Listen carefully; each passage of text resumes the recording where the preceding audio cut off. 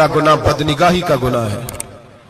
आपको पता है हमारे मुल्क के अंदर बदकारी, जिना और बेहयाई की शरह कितनी बढ़ती जा रही है, किस कदर बढ़ती जा रही है। वो लोग जो निकाह कर लेते हैं वो भी अपनी निगाहों को, मैं अक्सर कहता हूं, हुजूर ने फरमाया निकाह आधा ईमान है। जिसने निकाह कर लिया उसका ईमान मुकम्मल हो गया। तो जो निकाह के बाद भी बाज ना आया, मैं उसको बेईमान नहीं कहता, लेकिन नबी पाक ने फरमाया जो निकाह कर ले उसका ईमान, बोलिए ईमान महफूज हो गया, उसका ईमान, सारे बोलिए ईमान। और जो फिर भी बाज ना आए, हुजूर कह रहे ईमान मुकम्मल हो गया। और जो ना बाज आया, क्या फतवा दिया जाए हदीस की रोशनी में। मेरे नबी पाक की बारगाह में औरतें आई तौबा करने, बैत करने, मुसलमान होने। तो हुजूर बैत लेते वक्त फरमाने लगे मेरे साथ वादा करो, झूठ नहीं बोलोगी, गीबत नहीं करोगी, जिना नहीं करो। एक औरत बोल पड़ी, कहने लगी या रसूल अल्लाह सल्लल्लाहु अलैहि वसल्लम, मैं मुसलमान तो नहीं पर खानदानी हूं, मेरे घर वालों के जहन में भी कभी जिना का ख्याल नहीं आया। हम तो इसे खानदानों के वकार के खिलाफ समझते हैं। रोज बुरी नजर से किसी को देखना और किसी के बारे में गलत बातें, नाराज ना होना।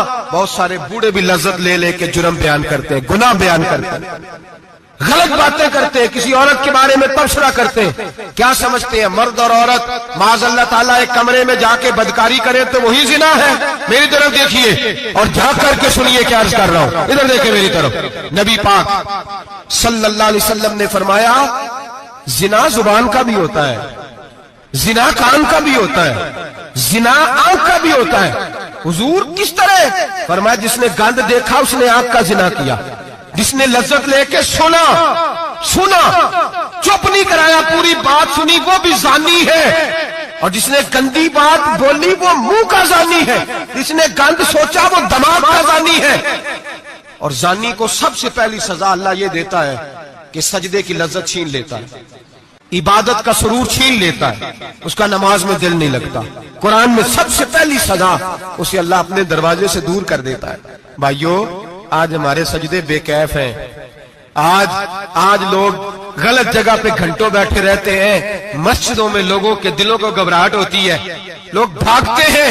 मेरे नबी पाक ने फरमाया तू नजर को पाक कर ले, अल्लाह तेरी इबादत में लज्जत पैदा फरमा देगा।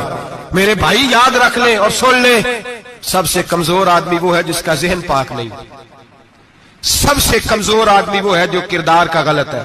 एक बात मैंने पढ़ी, आप यकीन करें मेरा दिल करे कि मैं आग लगा दूं इस उन्वान को जिस पे गंदगी लिखी जाती है, उन अखबारों को, उन चीजों को जिस पे गंद लोगों के दिलों में।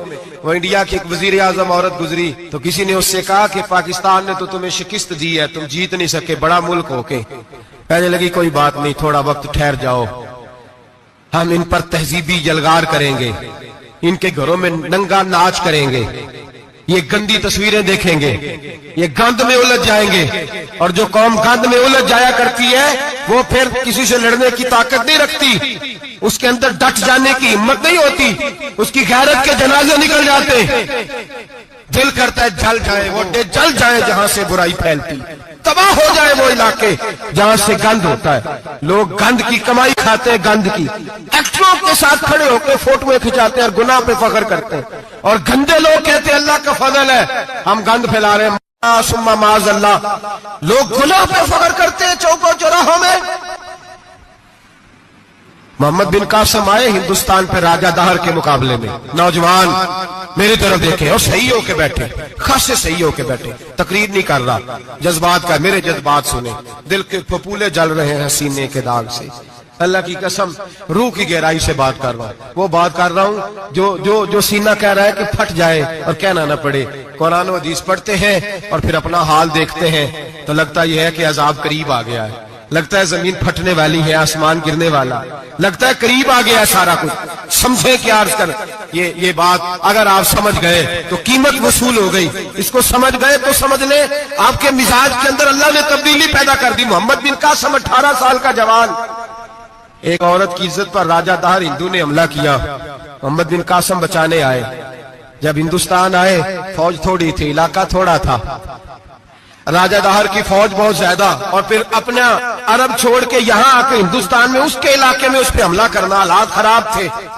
मोहम्मद बिन कासिम परेशान है। एक बुजुर्ग ने देखा, कहने लगे परेशान क्यों हो? कहने लगा सोचता हूँ इलाका भी उसका, फौज भी उसकी, मेरे फौजियों को तो रस्तों का भी नहीं पता, कैसे जंग करेंगे, किधर से आएंगे, और फिर हमें जुबान भी नहीं आती, कैसे काम होगा, डर रहा हूँ। 2-4 दिन गुजरे तो मोहम्मद बिन कासिम अशाश बशाश हो गए। और बुजुर्ग कहने लगे खैर है, बड़े मुतमईन हो गए हो। कहने लगे बस राजा दार हमसे मुकाबला नहीं कर सकता, राजा दार हमारे मुकाबले में खड़ा नहीं हो सकता, वो गिरा के गिरा, वो लड़खड़ाया के लड़खड़ाया, रेजा रेजा हो जाएगा। आपको कैसे खुशखबरी मिल गई? कहने लगे मुझे पता चला है कि राजा दार जहन का गंदा है, वो तो चचा की बेटी को नहीं छोड़ता, मामू की बेटी को नहीं छोड़ता, खाला की बेटी को गंदी नजर से देखता है, जिसका